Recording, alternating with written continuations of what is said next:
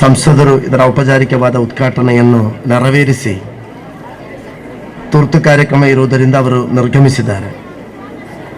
ಜಿಲ್ಲಾ ಪಂಚಾಯತ್ ಅಧ್ಯಕ್ಷರು, ಗ್ರಾಮ ಪಂಚಾಯತ್ ಅಧ್ಯಕ್ಷರುಗಳು, ಜಿಲ್ಲಾ ಪಂಚಾಯತ್ ಸದಸ್ಯರುಗಳು, ಹಲವಾರು ಗಣ್ಯರಿಂದ ಶ್ರೀಮಂತಗೊಂಡಂಥ ಒಂದು ಕಾರ್ಯಕ್ರಮ.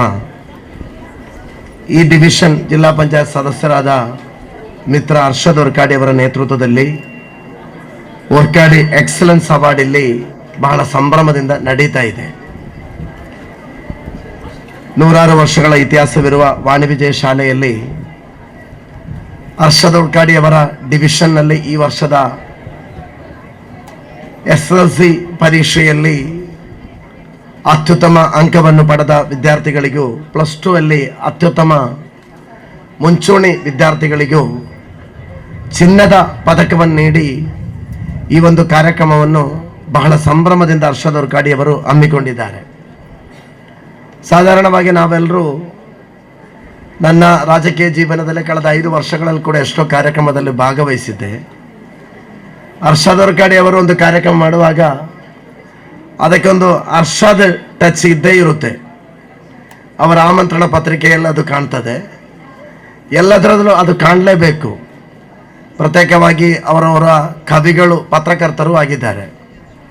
ಇಲ್ಲೂ ಕೂಡ ಈ ಒಂದು ಎಕ್ಸಲೆನ್ಸ್ ಅವಾರ್ಡ್ ಅಂತ ಹೇಳುವಾಗ ಅವರು ಚಿನ್ನದಿಂದ ಕೂಡಿದ ಮೆಡಲನ್ನು ನೀಡಿದ್ದಾರೆ ಅಂತೇಳಿ ನಿಜಕ್ಕೂ ನನ್ನ ಈ ಒಂದು ಕ್ಷೇತ್ರದಲ್ಲಿ ಇತಿಹಾಸದಲ್ಲಿ ಪ್ರಪ್ರಥಮ ಕಾರ್ಯಕ್ರಮ ಎಂಬುದನ್ನು ನಮಗಿಲ್ಲಿ ಹೇಳ್ಬೋದು.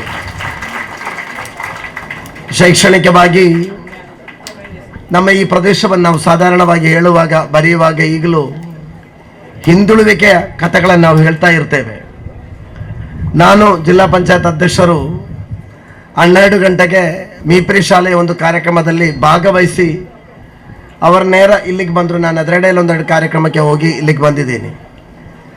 ಕಳೆದ ಅವರು ಜಿಲ್ಲಾ ಪಂಚಾಯತ್ ಆಡಳಿತ ಸಮಿತಿ ಬಂದ ನಂತರ ನಾವು ಸದಾ ಮಾತಾಡೋ ಒಂದು ವಿಷಯ ಅಂತ ಹೇಳಿದರೆ, ನಮ್ಮ SSLC ಫಲಿತಾಂಶ ಬರುವಾಗ ಕೇರಳದಲ್ಲಿ ಮುಂಚೂಣಿಯಲ್ಲಿ ಅಲ್ಲದಿದ್ದರೂ ಅಲ್ಪ ಸ್ವಲ್ಪ ತೃಪ್ತಿಕರವಾದ ರಿಸಲ್ಟ್ ನಮ್ಮ ಮುಂದೆ ಇದೆ.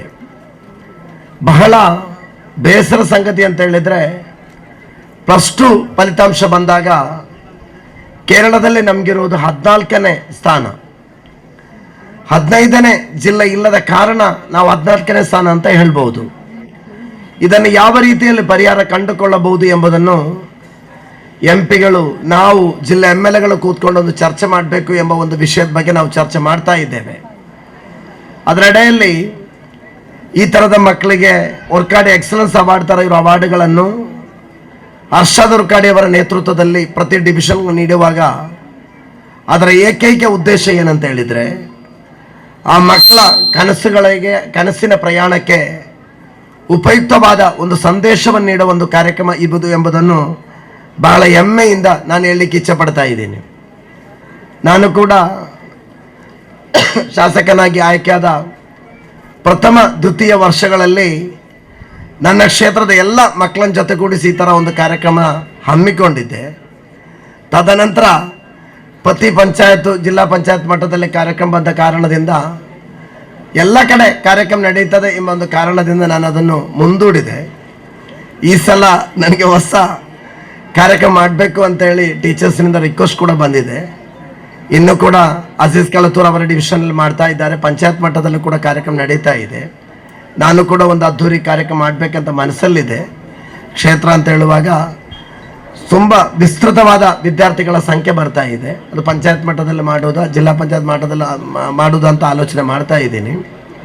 ಎಲ್ಲದಕ್ಕೂ ಬಹಳ ಒಳ್ಳೆಯ ರೀತಿಯಲ್ಲಿ ಅರ್ಷದ್ ಒರ್ಕಾಡಿ ಅವರು ಈ ಒಂದು ಗಡಿಯ ಮಕ್ಕಳಿಗೆ ಈ ಥರ ಒಂದು ಒರ್ಕಾಡಿ ಎಕ್ಸಲೆನ್ಸ್ ಅವಾರ್ಡ್ ನೀಡಿದ್ದಾರೆ ಎಂಬುದನ್ನು ಮತ್ತೊಮ್ಮೆ ಅವರನ್ನು ಅಭಿನಂದಿಸಿಕೊಂಡು, ಇಲ್ಲಿ ಈ ಒಂದು ಪ್ರಶಸ್ತಿ ಸ್ವೀಕಾರ ಮಾಡುವ ಪ್ರತಿ ಮಕ್ಕಳಿಗೂ ಅವರು ಆ ಥರ ಒಂದು ಎತ್ತರಕ್ಕೆ ಬೆಳೆಯುವಾಗ ಮಕ್ಕಳನ್ನು ಮಾತ್ರವಲ್ಲ ನಾವು ಅಭಿನಂದಿಸಬೇಕಾದ್ದು, ರಾತ್ರಿ ನಿದ್ದೆ ಮಾಡದೆ ಅವರ ಜೊತೆಯಲ್ಲಿ ನೆರಳಾಗಿ ನಿಂತ ಅವರ ತಂದೆ ತಾಯಿಯಂದಿರನ್ನು, ಅದೇ ರೀತಿಯಲ್ಲಿ ಅವರ ಪ್ರತಿಯೊಂದು ಮಜಲುಗಳಲ್ಲಿ ಜೊತೆಯಲ್ಲಿ ನಿಂತಂಥವರ ಅಧ್ಯಾಪಕ ವೃಂದದವರನ್ನು, ಅದಕ್ಕೆ ಸಪೋರ್ಟ್ ಆಗಿ ನಿಂತಿರುವ PTA ಕಮಿಟಿ ಎಲ್ಲರನ್ನು ಕೂಡ ಅಭಿನಂದಿಸಲೇಬೇಕು. ಒಂದು ತಂಡವಾಗಿ ಈ ಒಂದು ಫಲಿತಾಂಶ ಬರುತ್ತದೆ ಎಂಬುದು ನಮಗೆಲ್ಲ ತಿಳಿದ ವಿಚಾರ. ಒರ್ಕ್ಯಾಡಿ ಎಕ್ಸಲೆನ್ಸ್ ಕಾರ್ಯಕ್ರಮದ ಅಧ್ಯಕ್ಷತೆಯನ್ನು ವಹಿಸಿ ನಾನು ಈ ಕಾರ್ಯಕ್ರಮದ ಅಧ್ಯಕ್ಷನಾಗಿದ್ದೀನಿ. ಎಲ್ರಿಗೂ ಮತ್ತೊಮ್ಮೆ ಅಭಿನಂದನೆಯನ್ನು ಸಲ್ಲಿಸಿಕೊಂಡು ಹರ್ಷದ್ ಒರ್ಕ್ಯಾಡಿ ಅವರನ್ನು ಮತ್ತೊಮ್ಮೆ ಅಭಿನಂದಿಸಿ ಇಲ್ಲಿ ಈ ಪ್ರಶಸ್ತಿ ಪಡೆಯುವ ಎಲ್ಲ ಮಕ್ಕಳಿಗೆ ಅವರ ಭವಿಷ್ಯ ಉಜ್ವಲವಾಗಲಿ ಅಂತ ಪ್ರಾರ್ಥನೆಯನ್ನು ಸಲ್ಲಿಸಿಕೊಂಡು ನನ್ನ ಮಾತಿಗೆ ವಿರಾಮ. ಜೈ ಹಿಂದ್.